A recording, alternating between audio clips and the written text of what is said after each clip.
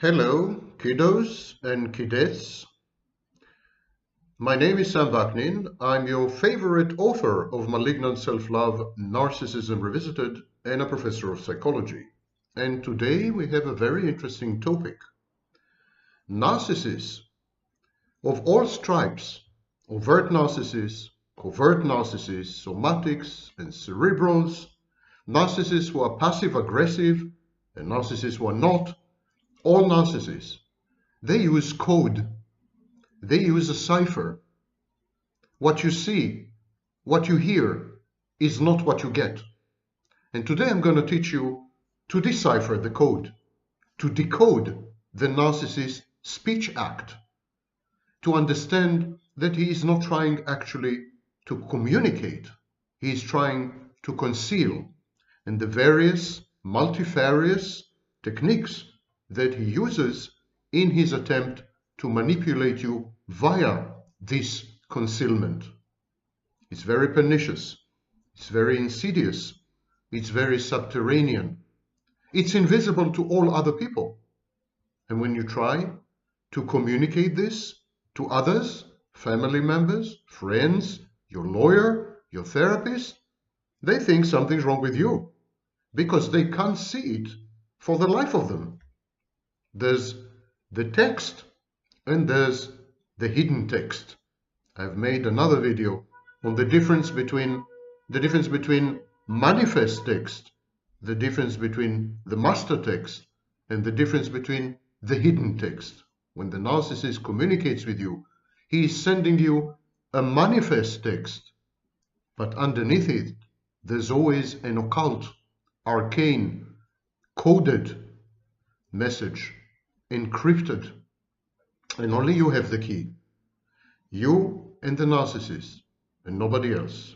So this is today's topic. But before we go there, something critical, it seems, because it bothers a lot of you. Why do I keep saying love bombing when I should say love bombing? The correct pronunciation is, of course, love bombing, not love bombing. Where the reason is my thick accent. Thick accent is a serious curse. Narcissism is a serious curse. And I have both. You can imagine where I am. So, at the beginning, in my earlier videos, I try to use the correct pronunciation. I used to say love bombing.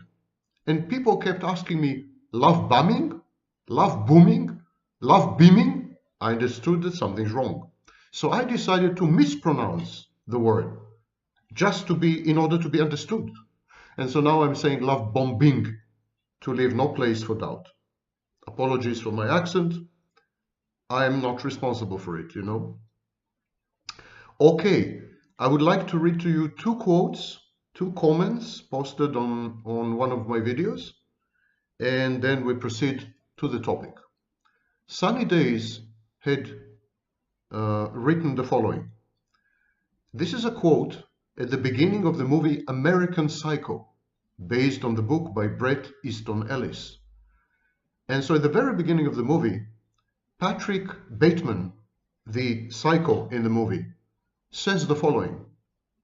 There is an idea of a Patrick Bateman, some kind of abstraction, but there is no real me. No real me, only an entity, something illusory.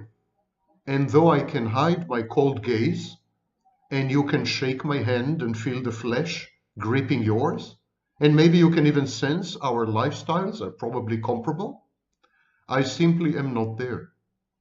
Great quote about the inner, empty, schizoid core of narcissists and psychopaths.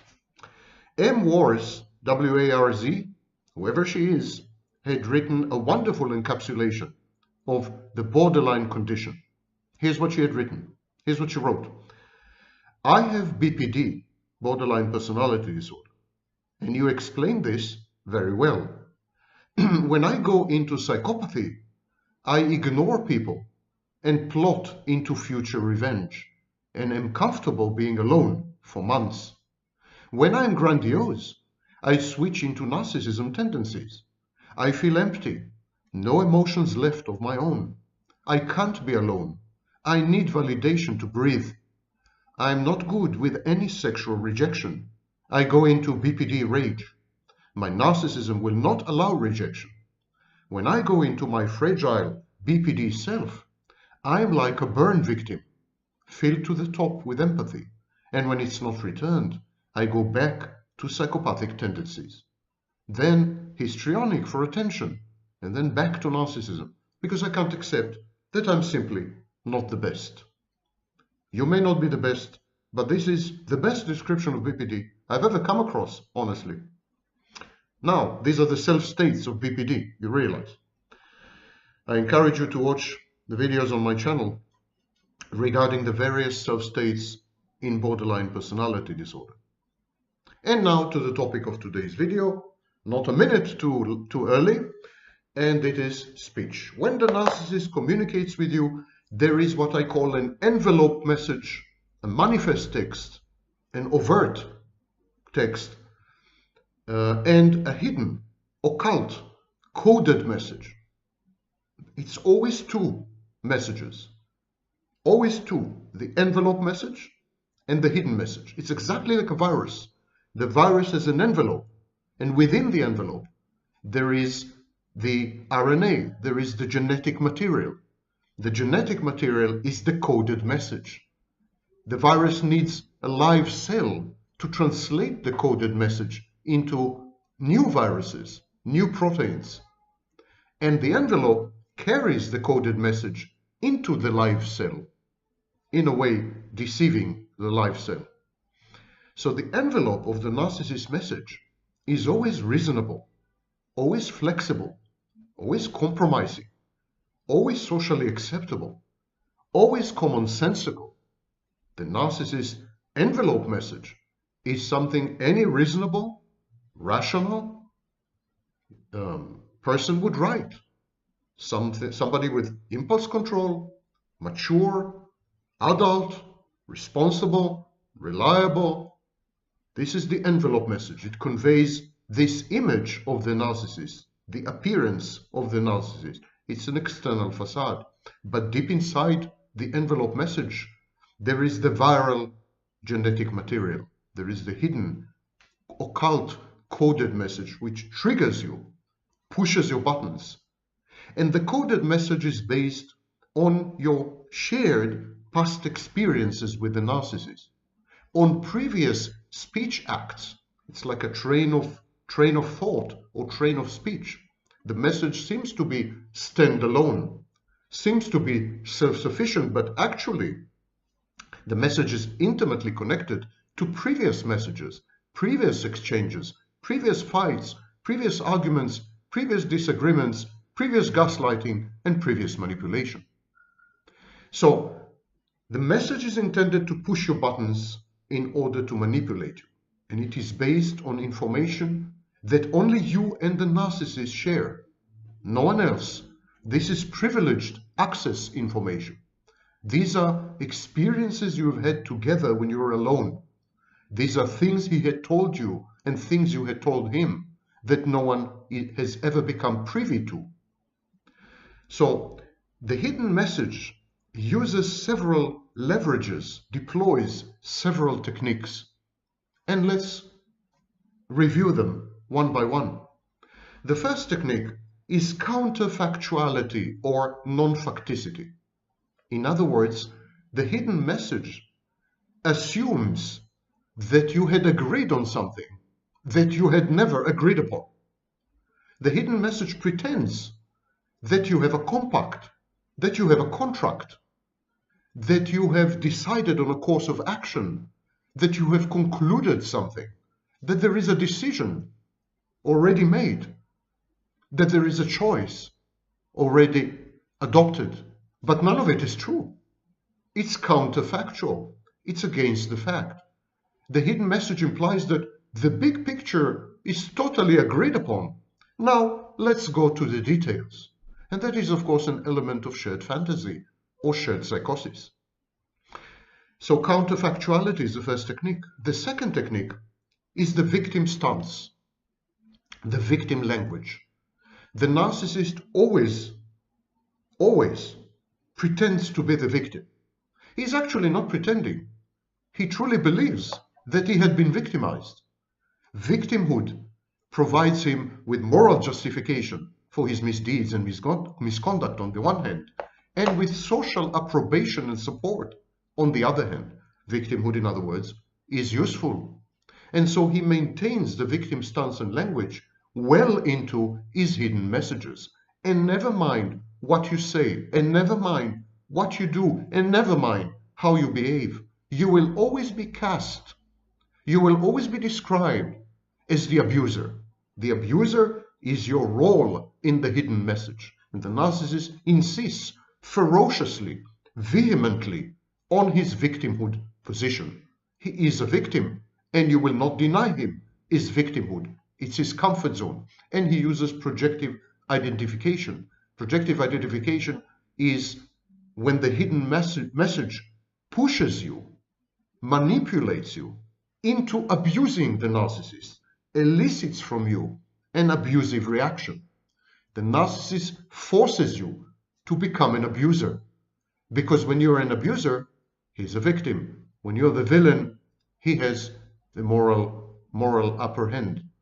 So he needs you to be the abuser. He needs you to be the villain. He needs you to act narcissistically and psychopathically. And indeed, most victims of complex trauma develop narcissistic, psychopathic, and borderline traits and behaviors. And these are reactive to the narcissist's constant messaging, constant signaling. I'm a victim, you're an abuser. I'm a victim, you're an abuser. It's brainwashing. The third technique is projection. Because the narcissist's victimhood is imagined, it's confabulated. The narcissist has to project his own traits and misbehaviors onto you. The narcissist as a victim needs to feel that he is pure, unadulterated, innocent, honest, good, upright, sanctimonious, self-righteous is the way to describe it. He is falsely modest if he is covert. So the narcissist, he has pseudo-humility. So the narcissist needs to believe that you are the opposite of all these things. And what he does, he takes the traits and the behaviors that do not sit well with his state of victimhood, and he projects them onto you. And this encourages in you a feeling of ego dystony. You absorb these emanations, this miasma, these vapors from the narcissist. This process is called entraining. The narcissist entrains you to become an abuser, to become a villainous character in his movie or in his theater production, and you adopt the role. This process is called emergent roles within family system. This is the clinical term. So you adopt the emergent role. You do become abusive, provocative, malicious, malevolent, impulsive, reckless, defiant, contumacious, hateful. You become everything the narcissist wants you to become. And then you feel ashamed and you feel guilty.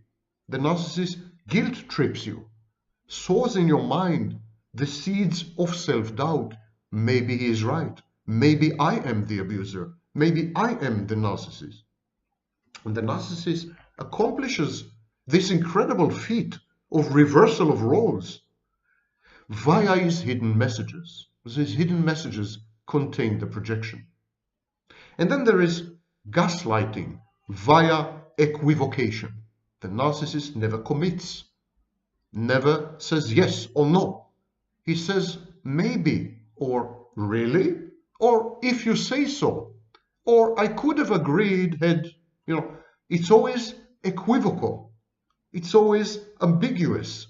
It's always in the air. It's always a maybe. And in this way, he challenges your reality testing. He makes you feel that you're crazy, that you're not grasping what's happening correctly. He rewrites history, and he rewrites your mind in the process. The hidden messages are usually very hostile. The more appropriate, proper, formal the message is, the more hostile it is. This is passive aggression.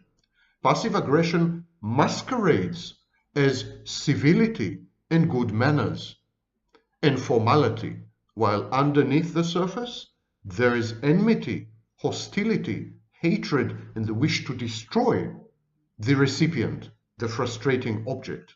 So there's a lot of hostility, and you pick up on it. Your sensors, your seismic sensors, via empathy, pick up on this hostility, and it destabilizes you because being hated is an abnormal state. And you kind of ask yourself, why am I hated? Is it justified in some way? And it unsettles you, disbalances you, ruins your equilibrium and homeostasis, and your view of the world as essentially benign, a benign place with good people.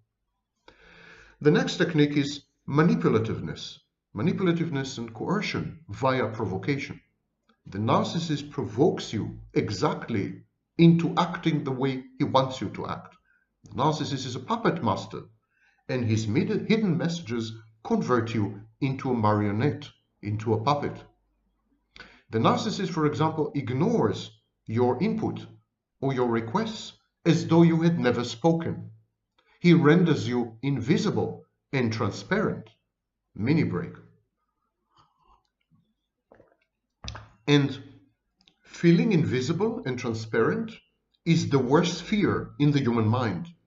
To not be seen is the most rudimentary, primordial, and first terror in the baby's mind. The baby needs to be seen by his mother just in order to survive. Babies who are not seen are not fed. Babies who are not fed die. To be seen is a survival strategy. The narcissist, by ignoring things you say, by ignoring your requests, your wishes, your preferences, your priorities, your emotions, cognitions, by rendering you invisible, by not seeing you as a strategy, threatens your survival, at least your mental survival. The narcissist also malingers, procrastinates, delays, postpones endlessly, wears you down. This is passive aggression. It's another technique borrowed from passive aggression. He promises, and he promises to promise, and then he promises that his promises to promise were real promises, and he is going to promise you, and then he promises you, and it never happens. Nothing ever transpires. Nothing reaches conclusion or closure or result or outcome or anything. It's like wading through a swamp. It's like, swimming in jam. It's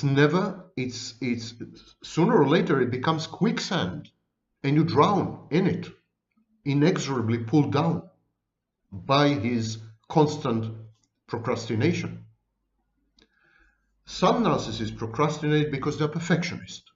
They insist on a perfect outcome. But the majority of narcissists procrastinate in order to frustrate you. Their procrastination is actually a transformation of aggression. The same thing with forgetfulness. Narcissists forget. They forget as a habit. They are professional forgetters.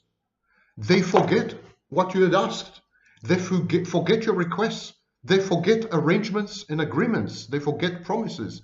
They keep forgetting dates and hours and times and schedules and everything. Forgetting is another form of aggression together with procrastination and truancy.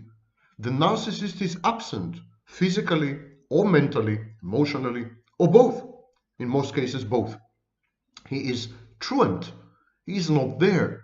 And he is not there. He makes sure to not be there in the most crucial moments when you really, really need his presence for something. In order to decide something, in order to conclude something, in order to move on, in order to, establish a schedule, in order to meet someone, in order to do business. At the very crucial moment, you can count on the narcissist's sudden, inexplicable absence with some stupid excuse. And neglect, forgetfulness, procrastination, and truancy are the four horses of the narcissistic apocalypse. They are intended to inflict upon you Armageddon, to destroy you totally. There is intentional inefficiency, stubbornness, pseudo-stupidity, faking it, I didn't understand, I'm sorry, and outright sabotage.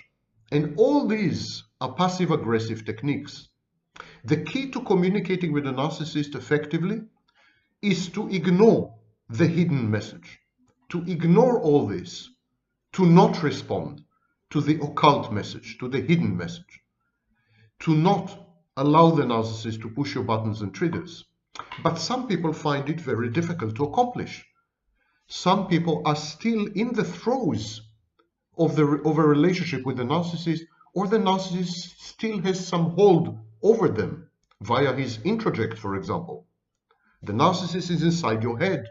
Even when he's long gone physically, he's still inside your head. You can get yourself out of the narcissist, but you cannot get the narcissist out of yourself. So the best solution is to use professionals to communicate with the narcissist.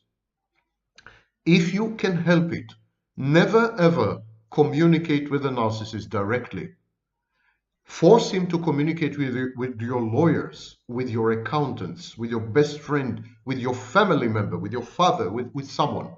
Force him to communicate with people who are oblivious to the hidden message. You remember that the hidden message is based upon shared experiences, shared communication in the past. And so people from the outsiders, they simply don't spot, they don't detect the hidden message. And so they're going to respond to the overt, open, reasonable, socially acceptable, commonsensical envelope message. And that's what you want. You want to keep the communication on the surface. You do not want to go deep with the narcissist into the rabbit hole of his communications. So if you refer the narcissist to other people who are constitutionally incapable of even detecting the hidden message, the communication will devolve into envelope communication, surface communication, and you will not be triggered into actions that you're bound to regret later. If at all possible, go no contact. Any communication, refer to an intermediary, to a buffer, to a firewall. And this buffer or firewall will ignore the hidden message and convey to you only the open one. And so it's a filter. The narcissist engages in something called palindromic speech. The communication of narcissists is either inward facing. They verbalize their inner dialogues, conversing aloud sometimes with themselves, with the audience as a mere foil to their stream of consciousness. So this is the inward looking communication. Or it could be outward facing. When the narcissist communicates with himself, you are just an observer. You're an audience. He's bouncing thoughts off you. You're like a blank screen upon which he can project anything. That's his inner communication, actually. You're witnessing his inner communication. And I repeat, some narcissists do it aloud. I mean, they verbalize it. And then there's outward-facing communication. Narcissists talk in order to impress their interlocutors, in order to evade actually providing information, to obfuscate vulnerabilities. So what they do is they don't communicate, they impress, they manipulate, they obfuscate, they obscure, they evade. Narciss in the language is a narcissistic weapon in the narcissist arsenal. Pay attention to several warning signs. Number one, the use of indefinite pronouns and modifiers like this, or someone, or that. When the narcissist does not specify, does not clarify any of the other parts of the speech, leaving the listener guessing as to what had occurred to whom, when, where, and why. So, indefinite pronouns and modifiers are a major sign of palindromic speech. By the way, many self-styled experts and coaches and so on online, they use the phrase word salad. Word salad is strictly limited to schizophrenics. Schizophrenics have something called disorganized speech, and this is a word salad. Narcissists do not engage in word salad. No one actually engages in word salad except schizophrenics or people with psychotic disorders.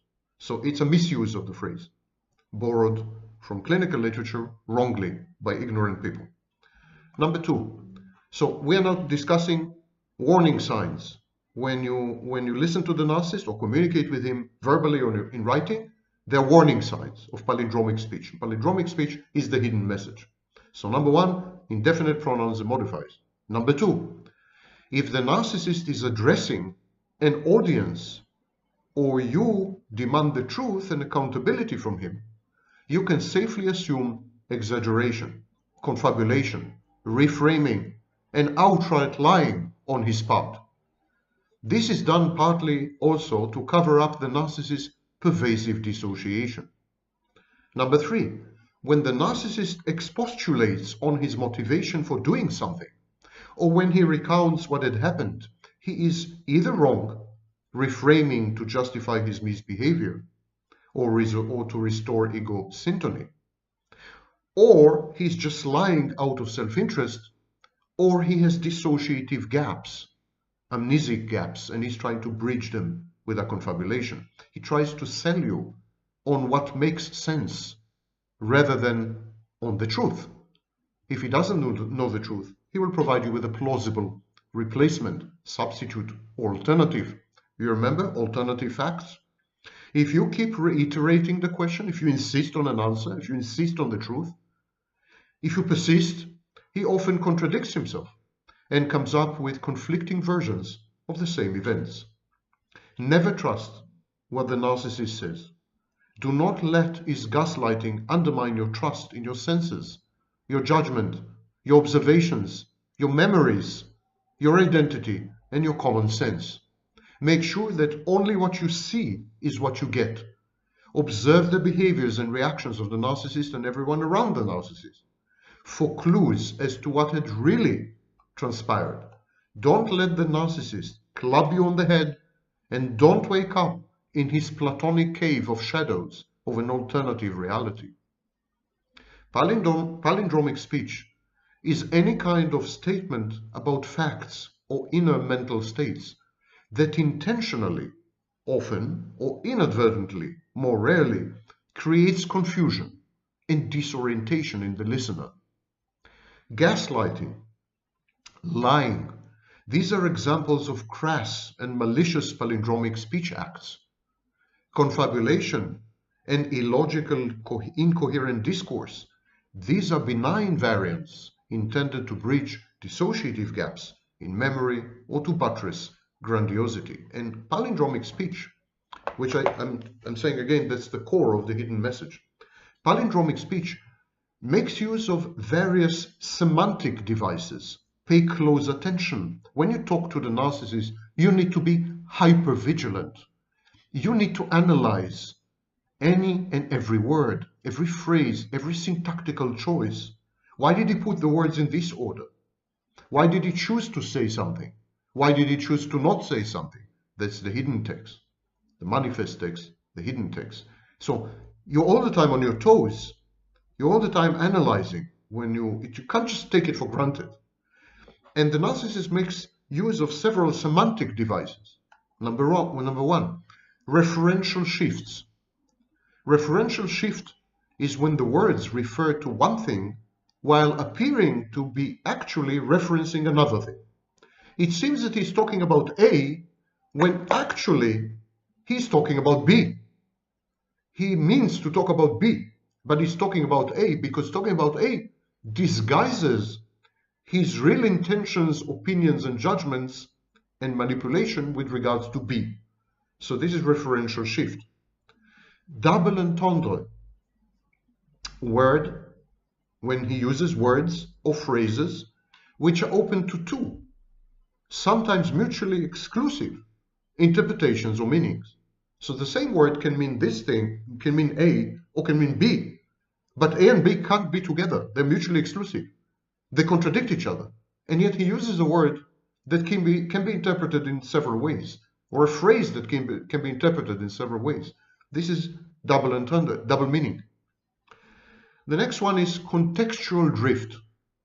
Contextual drift is when the narcissist subtly, subterraneanly, imperceptibly alters, changes the context of the conversation. And by changing the context of the conversation, he changes the message and he changes the reality testing. He reframes the whole thing even as you are listening. And you're not aware of it because he's very good at what he does.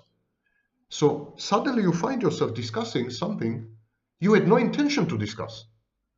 And you ask yourself, how did I get here? That's contextual drift. Next one is manipulative speech. Goal-oriented utterances intended to impress or to accomplish aims, not to communicate. There is misattribution or attribution errors, suggesting or preferring the wrong connections, the wrong links between alleged or ostensible motivations and intentions and actual actions. So he interprets actions in terms of wrong motivations, wrong intentions. And in this way, he deflects blame, for example, or he casts his own actions in the best possible light, or he casts your actions in the worst possible light. He assigns roles, and he assigns roles by misinterpreting, very often deliberately, intentions and motivations. Some narcissists, small minority, are paranoids. So attribution errors are very common in paranoia and among conspiracy theorists. They have a psychological trait called conspiracism. The next semantic device used in palindromic speech and hidden messages is circumstantial mitigation, an external locus of control, a victim stance. Events conspire, people collude to yield the misconduct. And so he says, I misbehaved, what I did was wrong, but you're guilty. It's your fault. You pushed me to do it. Or circumstances made me do it. Or I couldn't help myself. Or something came over me. So there's an external locus of control and there's a victim stance. Events conspired, people colluded, and this gave rise to the misconduct. And he abrogates personal responsibility. He assumes the passive voice. And finally, there's logical fallacies, simply. A very famous example is post hoc ergo propter hoc. In other words, if B had followed A, it means that A had caused B, which is absolutely wrong. I mean, it could be, but it doesn't have to be. Or correlation is causation, or reference to authority, or ad hominem attacks, and so on. Narcissist uses logical malapropisms and fallacies to support his palindromic speech. And palindromic speech is efficacious. Efficacious because the base rate cognitive bias. The base rate cognitive bias states in one of its renditions that people automatically, fully believe 95% of what they are told, sight unseen. People don't bother to verify. They don't bother to cross-check. They don't bother to confirm. In 95% of the cases, they just take it for granted. They assume that most people are good, well-intentioned.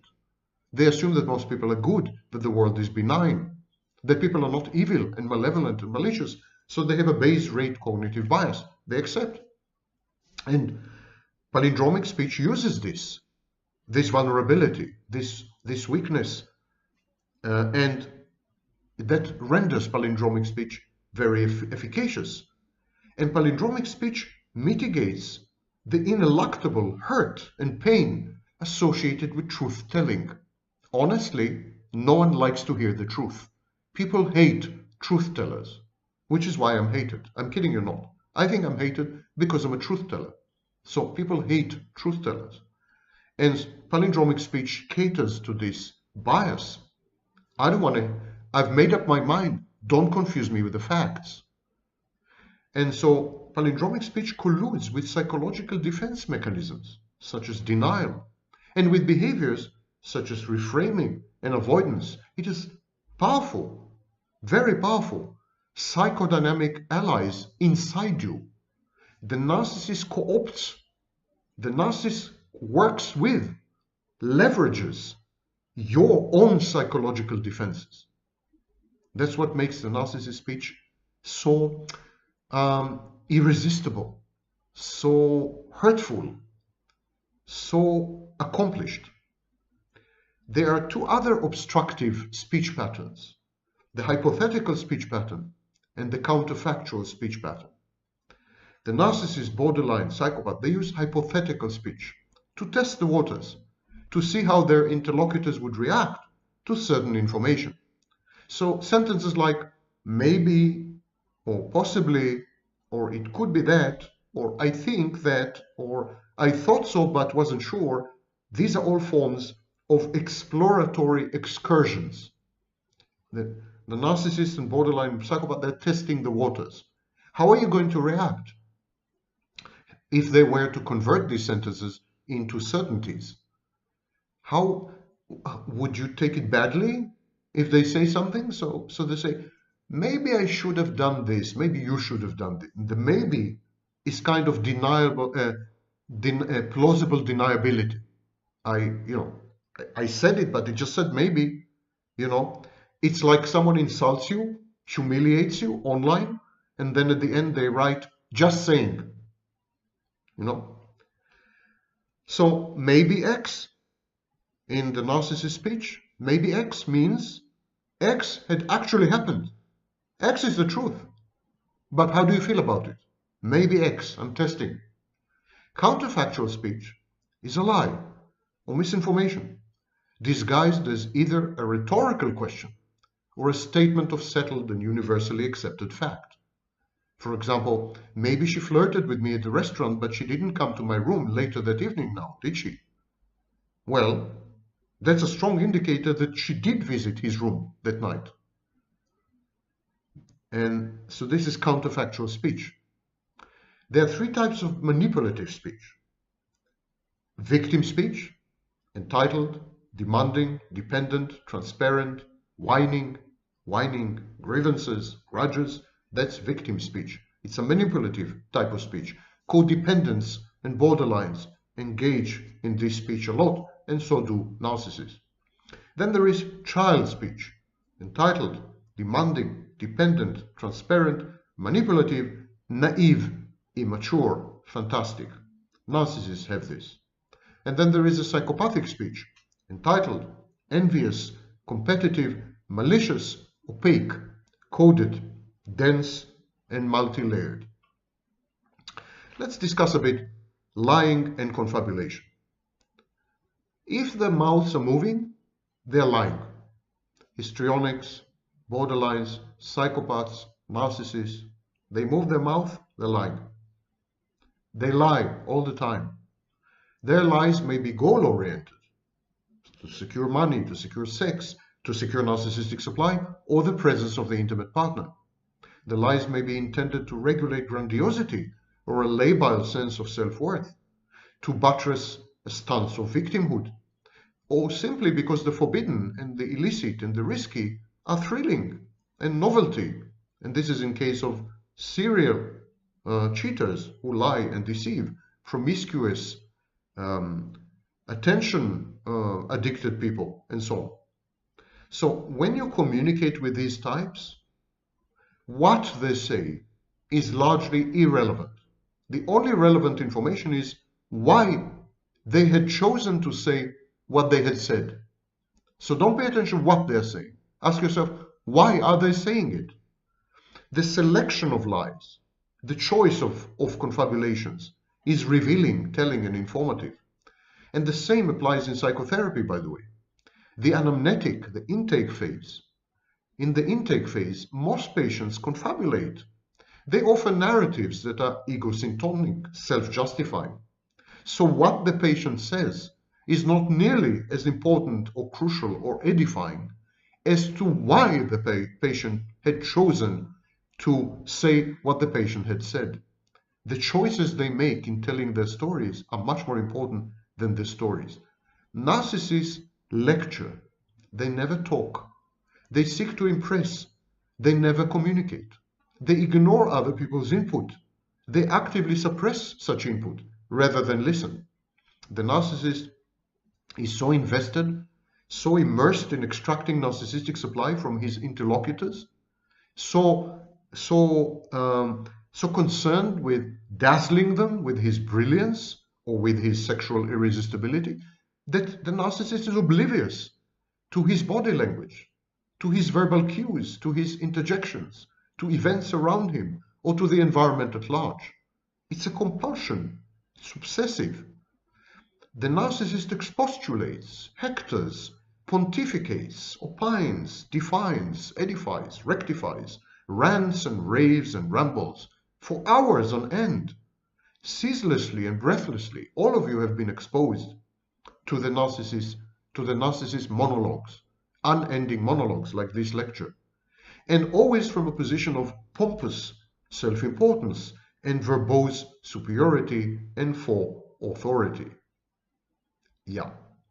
People, his mum and num audience, find the narcissist exhibitionistic, delusional and coercive grandiosity so repellent, so off-putting, that they shun his unilateral company altogether at the end. That's why most narcissists are left alone, as people can't stand them anymore. But what about speech acts which are abusive? What happens when the narcissist, psychopath, borderline, never mind, abuse speech? Not only use speech, but abuse speech. There are three examples. Let's start with big picture evasiveness. It's my mini day. Let's start, it's Mini's day with me. Let's start with big picture evasiveness. Narcissists hate details. Narcissists are too self-important. The narcissist's life is too cosmically significant to be wasted on frivolous trivia and trifles. Narcissists are above the fray of the quotidian, of the daily, of the pedestrian.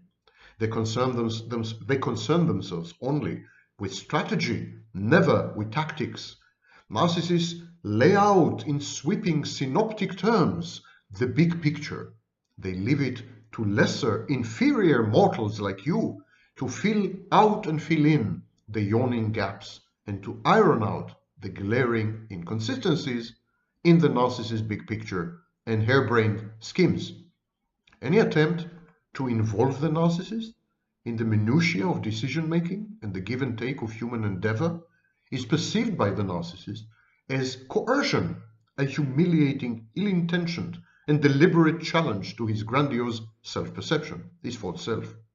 The narcissist's unwillingness to dirty his hands with the routine, the mundane, virtually guarantee that his harebrained schemes, hastily laid plans, convoluted stratagems, guarantee that they will go awry, they will end in failure.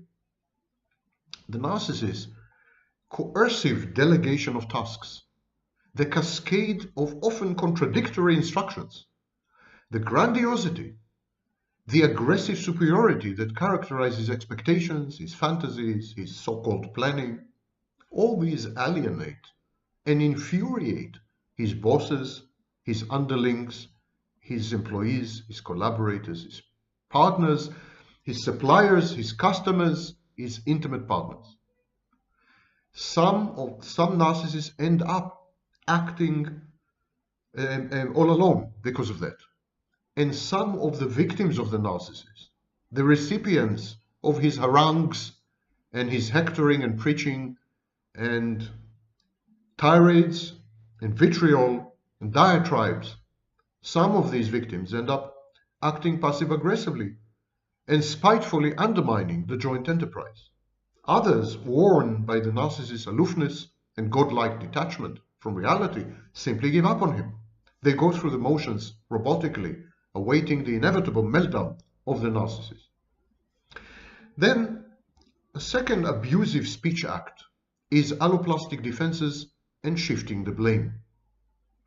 Narcissists are hypervigilant, and consequently, they misperceive rejection and insults everywhere. Not being sexually desired, not occupying the center of attention, not garnering narcissistic supply, not being the alpha male in the room or the most intelligent person in the group, all these constitute grave narcissistic injuries to the false self. The psychopath, as distinct from the narcissist, is goal-oriented. So he regards the very same rejections as mere obstacles, challenges to be overcome. He says to himself, I am not desired, I will render myself irresistible, and I will make her jealous by triangulating, or I will just move on to the next target. I am not the center of attention, says the psychopath. If I want to, I will make sure that I am, and so on. So both narcissists and psychopaths are competitive. They are both hell-bent on winning and prevailing, but for different ends and reasons. The narcissist seeks narcissistic supply. The psychopath seeks power, money, connections, position, sex, and so on. The narcissist seeks to secure an uninterrupted flow, regulated flow of narcissistic supply. The psychopath simply aims to accomplish and achieve goals. Another facet shared by narcissists and psychopaths is their alloplastic defenses. They are never fully responsible. They're never to blame. They're never guilty, accountable. Their misconduct is never their own. They don't own their misconduct. Narcissists who cheat on their spouses, for instance, they're likely to say, I was drunk, I was taken advantage of, or you made me do it, or I had no choice under the circumstances but to act the way I did. The psychopath will use the theory of just desserts. Psychopath will say, they deserve it.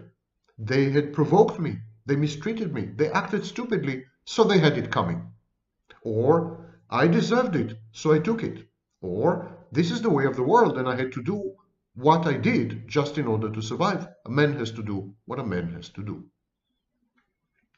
The third abusive speech act is much more famous. I was the first to incorporate gaslighting into narcissistic abuse in 1995. Gaslighting preceded, of course, my work in 1995. You have descriptions of gaslighting as early as 1968 using the term gaslighting. But I was the first to introduce gaslighting into the discourse of narcissistic abuse when I coined the phrase narcissistic abuse. So, passive-aggressive gaslighting is an abusive speech act. Nothing is more infuriating than the passive-aggressive evasiveness or gaslighting of the narcissist or psychopath. It's like trying to hold on to a slimy goldfish. You can never catch, you can never kind of settle. There's no fixed point. Everything is in flux, everything is kaleidoscopic. You can't get a straight answer. You can't get to the truth of what had happened, if anything had happened. The narcissist and the psychopath denies that anything at all had happened.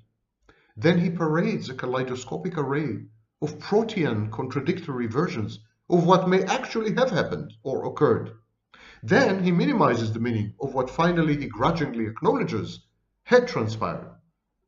Throughout this teeth-extracting process, the narcissist implies that to dispute his claims or to doubt him is a sure sign of mental derangement and proof positive of an impaired reality testing, or else it's malicious.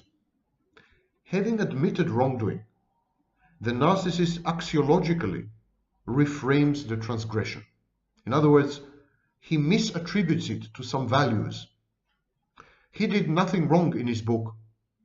The values of the injured party are old-fashioned, possessive, plain irrational. The other party is insanely jealous. The narcissist's misconduct is common or accepted where he comes from.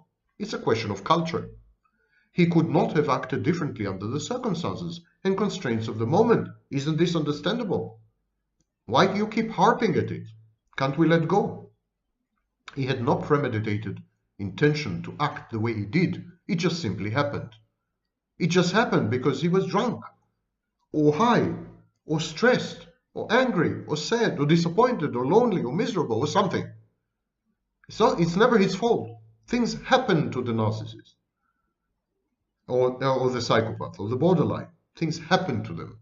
They are the passive receptacles and recipients of fate, destiny, institutions, other people. And finally, the narcissist shifts the blame, alloplastic defense with an external locus of control. He shifts the blame. You're guilty. He guilt trips you. The narcissist and psychopath was drunk, for example, was high. He was forced into acting the way he did. He was co-opted. He got taken advantage of. He was raped, or she was raped. He was taken by surprise. He was gullibly taken advantage of. He'd been abused. He's the victim. And then there's the perennial. It is all the victim's fault. It's all the fault of the party that was hurt. She made him do it. She misbehaved. She had abused him and provoked him and pushed him to misbehave, to misdeeds, to the brink of insanity, to the point of no return, where he could no longer recognize himself. She drove him insane. Usurping the victim role is a surefire sign that the narcissist or psychopath has done something truly rotten or truly dangerous. When the narcissist goes all out on the offensive, you know that he did something really, really bad. Gaslighting by narcissists and psychopaths is surreal. It's disorienting. They lie reflexively with a straight face and without missing a bit. The psychopath's prevarication frequently involves very convincing mimicry of other people's behaviors and effects. And this engenders an alternative, almost hallucinatory or nightmarish reality. So I'll give you two simple rules. Number one, the psychopath is never sad, he's always mad. Not sad, mad, and sometimes bad. He's mad at you. And number two, when the psychopath says, I'm bad, when he's ostensibly contrite and repentant, what he means to say is, I'm afraid. I'm afraid of the consequences of my action. Or I'm pissed off that I was found out. I'm very angry that I allowed myself to be caught red-handed, in flagrante. So when the psychopath and the narcissist say, I'm bad, I'm sorry, it's my fault, I regret it, I'm remorseful, they don't mean this. They mean to say, too bad you found out. As Hervik Cleckley wrote in his masterpiece, The Mask of Sanity, actions and behaviors are the psychopath's only true forms of communication. Actions and behaviors are the narcissist's language. We should therefore pay attention exclusively to what the psychopath and the narcissist do and utterly ignore, absolutely, everything they say. So why do we often believe and trust narcissists and borderlines, psychopaths, when they tell us what had happened? Why do we fall for their lies? Because they're not lies. Psychopaths prevaricate to secure goals. Narcissists and borderlines rarely do.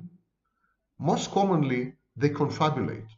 Confabulation is a desperate attempt to bridge dissociative memory gaps, lost time, blackouts. Narcissists and borderline are desperate to make sense of a discontinuous, disjointed, fragmented world. And to do this, they accomplish this. They build these bridges by extrapolating from past experiences and creatively generating a fiction, a narrative, so as to what probably, plausibly, might have happened in the missing hours or minutes or days.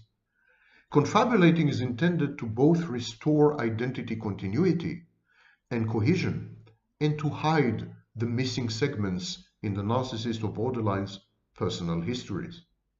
Confabulations, effectively a form of false recall or false memories. Confabulations are irresistibly convincing and alluringly reassuring because the narcissist or borderline honestly and firmly believe that they are true, and confabulations have the power of memories and they appear to be objective and authentic. They're always very likely, very plausible, even highly probable, so they're easy to accept by all people, by all parties. In many cases, there's a fourth reason. The confabulation allows everyone involved to negate and efficaciously ignore a painful reality or an uncomfortable alternative scenario or set of facts. We all, including the confabulator, want to believe the confabulation because it affords us comfort, succor, peace of mind. Narcissists and borderlines dissociate and then confabulate ceaselessly. It is easy to be drawn into their counterfactual alt reality or universe, the twilight zone of their inventive probabilities, the psychotic realm of their discontinuous existence. Confirmation bias does the rest. Having committed ourselves to the narcissist or borderline's version of events, having entered the alternative universe, we filter out, we suppress all countervailing information and contradictory or challenging facts or possibilities. Now, I want to find out online, so bear with me for a minute. I want to find online something I had written a while ago and read it to you because it's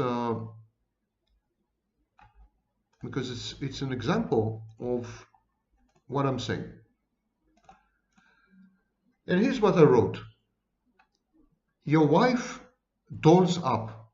She grabs a bottle of liqueur, excited, and she rushes out the door at 9:30 p.m.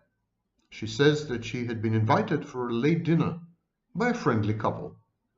Do you believe her? Belief is not the same as trust. Belief is purely cognitive, not emotional. First, you have to care enough to scrutinize and contemplate the issue.